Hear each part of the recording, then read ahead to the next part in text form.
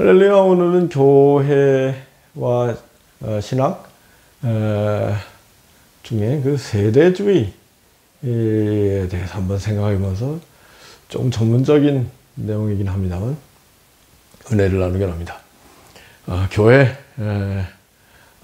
교회는 예수의 몸이니 만물을 충만케 하시는 자의 충만이니라. 교회 안에 하나님의 충만하심이 존재한다.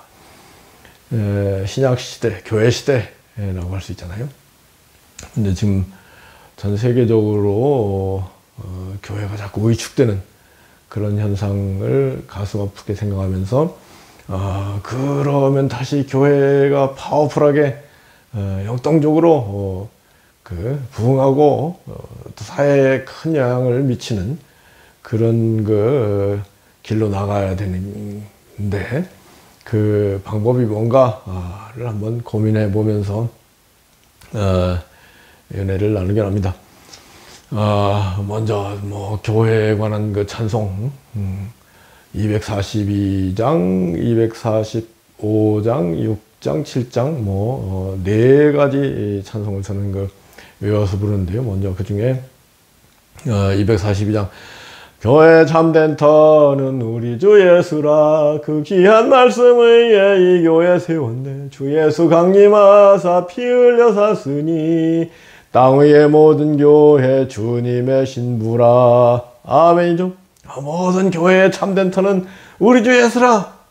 그 귀한 말씀 위에 이 교회 세웠네. 주 예수 강림하사 피 흘려 샀으니 땅 위의 모든 교회 주님의 신부라. 아멘이죠. 그 다음에 2절은 온 세계 모든 교회 한 몸을 이루어 한 주님 섬기면서 한 믿음 가지네. 한 이름 찬송하고 한 성경 읽으며 다 같은 소망 품고 늘 은혜 받도다. 아멘. 2절은 온 세상 모든 한 몸을 이루고 한 이름 찬송하며 한 성경 읽고 한 믿음 가지네. 하나인 교회를 강조하는 가사인데요. 참 좋아요. 그 다음에 3절은 땅 위의 모든 교회 주 안에 있어서 하늘의 성도들과 한 몸을 이루네. 오 주여 복을 주사 저 성도들 같이 우리도 주와 함께 늘 살게 하소서. 이미 세상을 작고한 성도들, 하늘에 있는 교회에 속한 성도들, 과거 땅에 있는 우리가 주 안에 있다. 그래서 기도하기는 하늘에 있는 성도들이 같이 우리도 늘 주님과 함께 은혜를 나누기 원합니다. 너무 가사가 신령하다고 할까요? 땅 위의 모든 교회 주 안에 있어서 하늘의 성도들과 한 몸을 이루네. 주여 복을 주사 저 성도들 같이 우리도 주와 함께 늘 살게 하소서. 아멘이죠. 주와 함께 늘 사는 축복을 누리면 근심 걱정할 일 뭐가 있겠습니까? 담대하게 주님과 함께 이 세상의 천국 대사로서 사명을 잘 감당하는 그런 일만이 우리의 존재 의미라고 하겠습니다. 그 다음에 이제 또 시온성과 같은 교회 그의 영광 하나 없다. 허락하신 말씀대로 주가 친히 세웠다. 반석 위에 세운 교회 흔들 자가 누구랴. 모든 염소에 워싸도 아무 근심 없도다. 아멘이죠. 정말로 우리 생명샘이 솟아나와 모든 성도 마시니 언제든지 솟아나와 부족함이 없도다. 이런 물이 흘러가니 목마를 자 누구랴. 주의 은혜 풍족하여 넘치고도 넘친다. 아멘이죠. 주의 은혜 내가 받아 시온 백성 되는 때 세상 사람 비방해도 주를 찬송하리라. 세상 헛된 모든 영광 아침 안개 같으나 주의 자녀 받을 복은 영원 무궁하도다. 너무 정말로 은혜가 넘치는 것입니다. 언제요? 막 외워서 찬송을 부르면은 그 비주얼라이즈가 된다고 할까요? 생생하게 믿음으로 부르게 된다고 할까요? 애조의 나라와 주 계신 성전과 피 흘려 사신 교회를 늘 사랑합니다. 내 주의 교회는 천성과 같아서 눈동자같이 악기사 늘 보호하시네. 이 교회에 의하여 눈물과 기도로 내 생명 다하기까지 늘 봉사합니다. 성도의 교제와 교회의 생활과 구주와 맺은 언약을 늘 좋아합니다. 하늘의 영광과 베푸신 축복이 진리와 함께 영원히 시온에 넘치네. 아멘. 시온성과 같은 교회 그의 영광 한없다 허락하신 말씀대로 주같이 그건 좀 더 했군요. 시온의 영광이 빛나는 아침 어둡던 이 땅이 밝아오네. 슬픔과 애통이 기쁨이 되니 시온의 영광이 비춰오네. 시온의 영광이 빛나는 아침 매였던 종들이 돌아오네. 오래전 선지자 꿈꾸던 복을 만민이 다 같이 누리겠네. 보아라 광야에 화초가 피고 말랐던 시냇물 흘러오네. 이 산과 저 산이 마주쳐 울려 주 예수 은총을 찬송하네. 땅들아 바다야 많은 섬들아 찬양을 주님께 드리어라. 싸움과 죄악이 참혹한 땅에 찬송이 하늘에 사무치네. 아멘이죠? 정말 그 찬송이 하늘에 사무치네. 이런 축복이 우리 모두에게 막연합니다. 훈련이라는 건 그야말로 집중하고 늘 그 정신을 체득화한다 할까요? 그 메시지 가르침을 인격화하는 작업, 그 반복, 숙달, 그 훈련, 인내, 절제, 집중 이런 게 훈련 아니겠습니까? 영적인 훈련 가운데 찬송 훈련, 자꾸 막 외워서 막 부르면 집중해서 부르면 훨씬 집중이 잘 되고 외우는데 조금 힘든 측면이 있지만은 힘든 거에 천배 만배 무한대배 보람이 있다. 그걸 강조하지 않을 수 없습니다. 이 교회를 막 수십 년 다니는데 찬송가 많이 부르는데 느슨하게 막 불러가지고 부르고 나면 뭐 잊어버리고 부를 때도 겨우 가사 보면서 머리 박고 찬송 불러서야 참 비효율적이라고 생각합니다. 이 찬송가도 막 외워서 부르도록 훈련을 시키고 그 군인들이 막 군가 외워서 부르듯이 우리 성도들이 막 그 찬송가를 천국의 찬송가 막 외워서 부르는 그런 훈련이 굉장히 필요하다고 생각합니다. 제가 이제 일본 선교를 일본에 초청을 받아가지고 그 교회에 갔는데 여자 목사님이 하시는 교회인데요. 도쿄 동경 근처에 있는 그 교회인데 그분이 제일 좋아하는 찬송가가 뭐냐면 군기를 손에 높이 들고 다 빨리 나가세 진리의 검을 앞세우고 힘차게 싸워보세 온몸에 갑주 입고서 담대히 나가보세 군기를 들고 나가세 승리는 내 것일세 십자가 운병들아 두 손에 길을 들고 용맹스럽게 싸우세 승리는 내 것일세. 여자 목사님이 선교의 불모지 일본에 가서 목회자로서 그 교회 일을 하는 교회 리더로서 이렇게 하는 일이 얼마나 두려운 일일 수도 있고 힘든 일인데 그 가운데에도 막 군기를 손에 높이 들고 하늘에 있는 천군 천사 우리를 지키리라 하나님께서 내게 주신 온몸에 갑주 입고 주님의 명령 따라서 뒤른다 나가세 하늘에 계신 주님이 우리를 도우시리. 아멘이죠. 십자가 군병들아 두 손에 길을 들고 용맹스럽게 싸우세 승리는 내 것일세. 이 통일찬송가 382장 외워서 부르면서 그 목사님, 여자 목사님 늘 생각나요. 주님 힘을 주시고 담대하게 더 일본을 뒤집는 그런 목사님 되시길 기원합니다. 그 다음에 3주 주님의 원수 마귀들이 겁내어 달아날 때 발걸음 재빨리 재촉하여 앞으로 속히 나가 원수를 정복하고서 인생을 구해내세. 죽음을 두려워 말고 앞으로 전진하세. 십자가 운명들아 조선의 길을 들고 용맹스럽게 나가세. 승리는 내 것일세. 아멘이죠.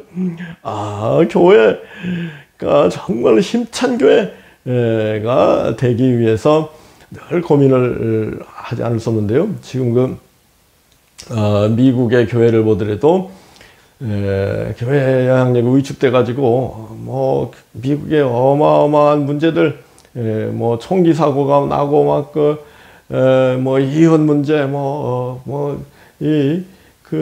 가진 자와 가지지 않은 자들과의 갈등, 민주공화당 간의 갈등, 트럼프가 일으킨 민주당 바이든과의 갈등, 이런 심각한 상황에서 미국의 교회 지도자들이 아무 말도 못하고 아무 영향력도 발휘하지 못하는 답답하지 않습니까?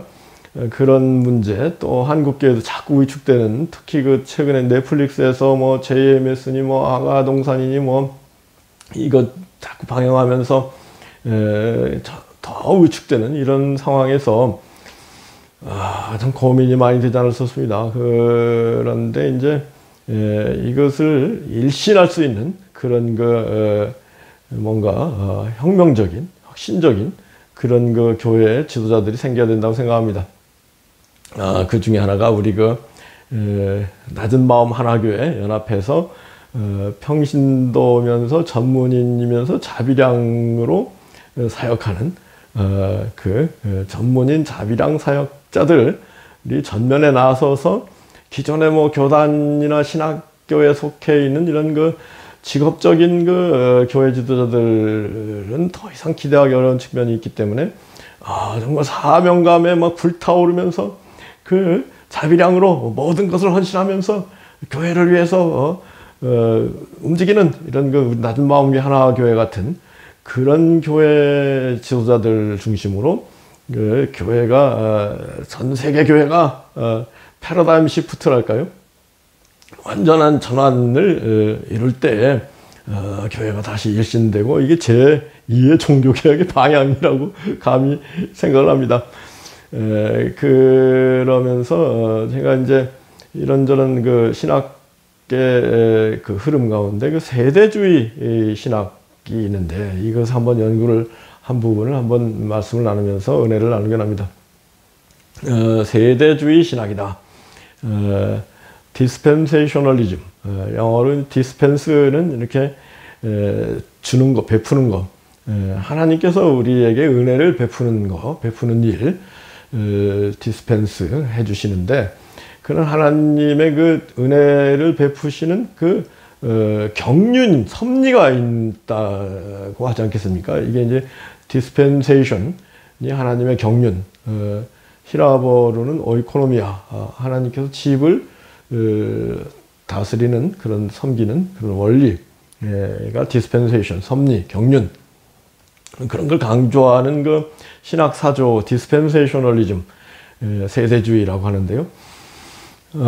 세대주의가 상당히 긍정적인 측면이 있었는데, 지금에 와서는 조금 세대주의가 과격화, 급진파들의 신학이 되면서 세대주의가 조금 폄훼되는 그런 측면이 있어 좀 아쉽다고 할까요? 여러분들 인터콥이라고 해가지고 백투 예루살렘, 지금 시대는 예루살렘에 복음을 전파해가지고 땅끝까지 복음이 전파될 때 주님이 다시 오실 때가 얼마 남지 않은 그런 시대다. 이게 인터콥 백투 예루살렘 운동을 접해 보니까 그렇더라고요. 특히 하여튼 이 세대주의자들이 문자적 성경 해석을 강조하면서 지금 시대가 바로 주님이 재림이 얼마 안 남은 그런 시대다. 막 강력하게 열정적으로 예루살렘 이슬람권의 복음을 전해내야 된다. 막 이러면서 막 위험을 감수하고 무릅쓰고 막 시리아가 얼마나 위험합니까? 이런데 가서 사우디 복음을 전하는 그런 열정이 대단한데, 그 중에 그 반면에 또 그러다 보니까 이 시한부 정말론 자들이 세대주의자들 가운데 나오면서 시한부 정말론 패단이 또 많지 않습니까?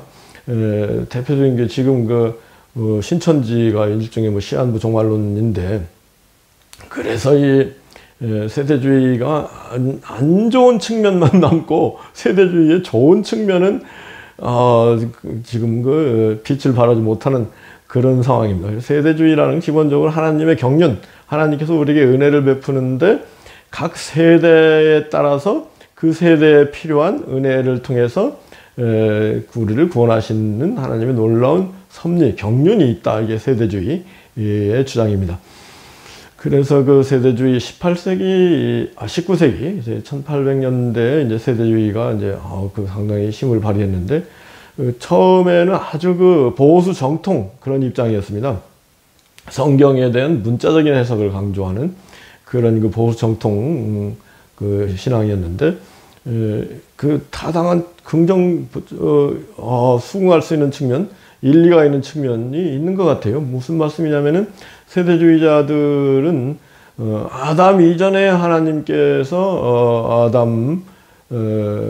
하신 그 은혜, 경륜, 그 다음에 타락한 아담과 노아의 홍수 이전에 하나님께서 베푸신 경륜, 910살씩 살 때 그 시대, 그 노아 홍수 이후에 아브라함까지의 경륜, 아브라함과 모세까지의 경륜, 모세 이후의 율법을 통해서 하나님께서 인간을 상대하시던 그런 경륜, 그 다음에 예수님을 통해서 우리를 상대하시는 경륜, 사도 바울 신학을 통해서 우리 인간들에게 은혜를 주시는 경륜, 그 다음에 사도 바울 이후에 중세시대의 경륜, 그 다음에 이제 종교개혁 시대에 하나님의 은혜를 베푸시는 경륜, 그 다음에 지금 현재에 하나님께서 우리에게 베푸시는 은혜의 경륜이 다 특징이 있다고 할까요? 그게 이제 세대주의자들 주장인데, 저는 대표적으로 하여튼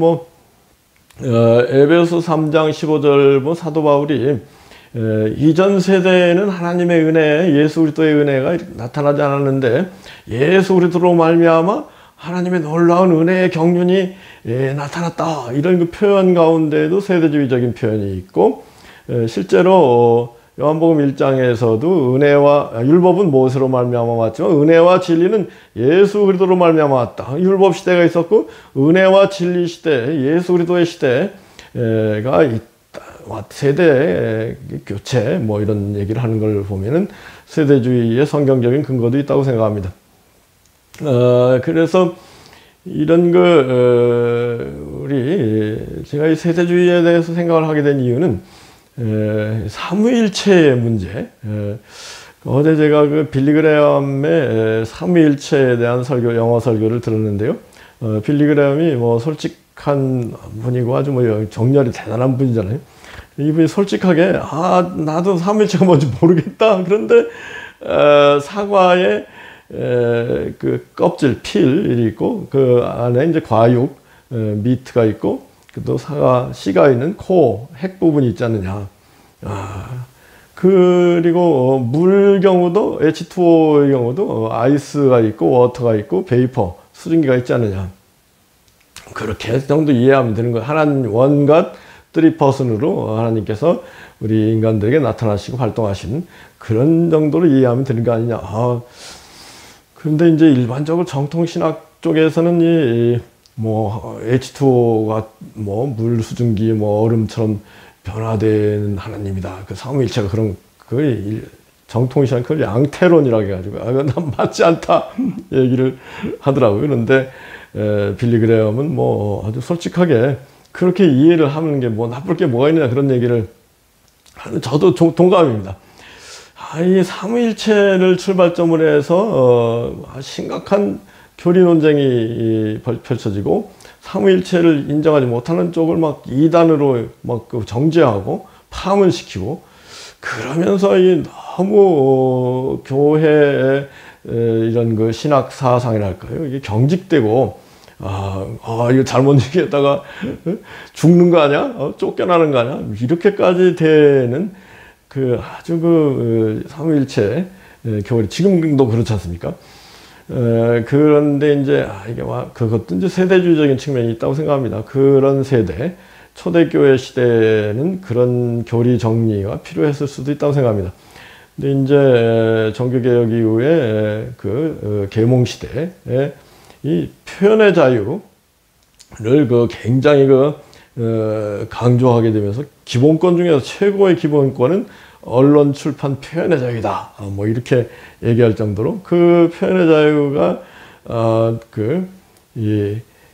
정말로 인류 발전에 역사 발전에 기여를 했다는 측면이 존 스튜어트 밀의 자유론에 보면은 사상과 표현의 자유 경쟁을 시키면은 결국은 최고의 최선의 최상의 사상이 남는 거 아니겠느냐. 자유 경쟁을 시켜야지 처음부터 말을 못하게 표현을 못하게 하면 인류 역사 발전에 마이너스가 된다. 뭐 그런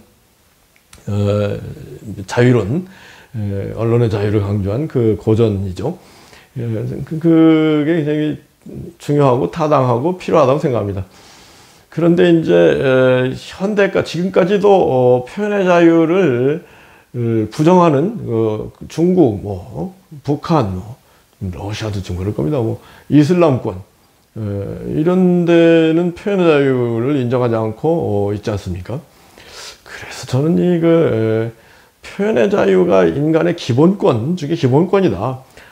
말하고 싶은 걸 말할 수 있는 그런 자유 없이 산다면 이게 사육되는 짐승이지 어디 사람이라고 할 수 있겠습니까? 그래서 이 자유시 세계, 자유민주주의 사회에 살고 있는 우리가 참 행복한 건데, 이런 행복을 누리고 있으면서 이런 불행한 사육당하고 있는 공산권이나 이슬람권 사람들 어떻게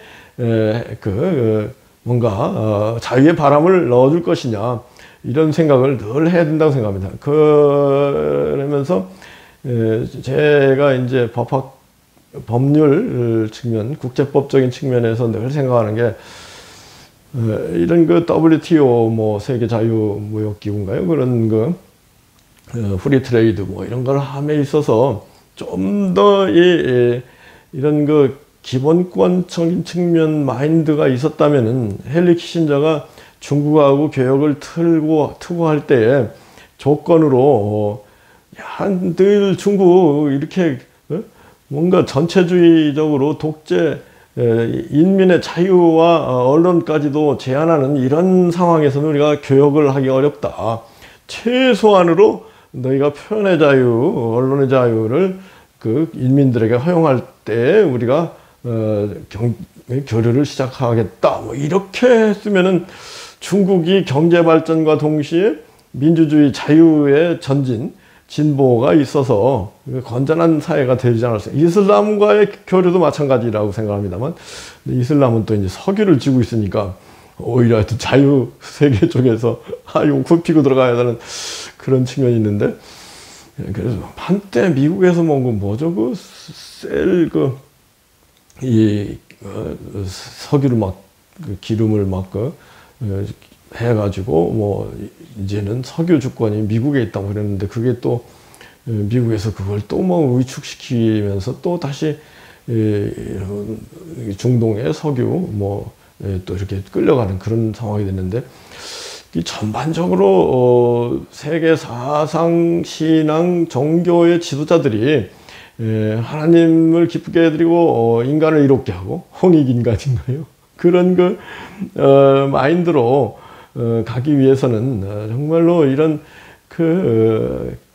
정말 우선 영향력, 지도력을 확립하는 게 필요하죠. 그러려면은 좀 더 희생하고 좀 더 예수 그리스도에 집중하고 예수 그리스도 훈련을, 영적인 훈련을 열심히 해서 강력한 그 영적인 파워를 보여주는 그런 게 중요하다고 생각합니다.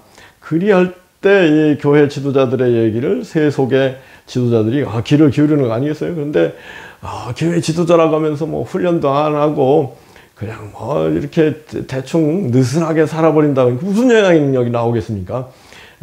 정말로 이 21세기 제2의 종교개혁은 영적인 훈련, 경건훈련, 경건에 이르기를 훈련하라. 경건은 범사에 유익하니 금생과 내생의 약속이 있느니라 그랬는데 이 경건훈련, 영적인 훈련을 열심히 하면서 금생에서 천국을 앞당겨 살고 전우신조 주님이 도와주시는 생생. 그러고 보니까 제 일생을 이렇게 돌이켜보면요, 제가 열심히 한 일이 신앙생활 열심히 한 편인데 그럴 때마다 하나님이 고비고비해서 저를 도와주시고 저를 승리케 하시고 그뿐만 아니라 큰 일에 있어서 큰 고비를 넘게 하셨을 뿐만 아니라 날마다 하나님이 이렇게 도와주시는 그런 그 생생한 일들이 펼쳐지는 이 놀라운 그 일들을 간증하지 않을 수 없습니다. 이러한 그 살아있는 신앙 운동이 가능하기 위한 절대로 영적인 훈련을 세게 강력하게 할 때 그런 일들이 펼쳐진다고 생각합니다. 여하튼 우리 세대가 저는 뭐 그런 시한부 종말론자들이 얘기하듯이 그런 세대는 아니라고 생각합니다. 주님의 재림이 언제 올 거냐에 대해서 제가 한번 거론한 적도 있습니다만 주님의 재림이 최소한 100년 안에 오실 것 같지는 않다. 그 요나, 니느웨 시민들 관련해서 하나님 그러셨잖아요. 요나한테 이 좌우를 분별하는 못하는 어린애들이 수만 명 있는데 내가 니느웨를 아끼는 것이 당연하지 않느냐 그러지 않습니까?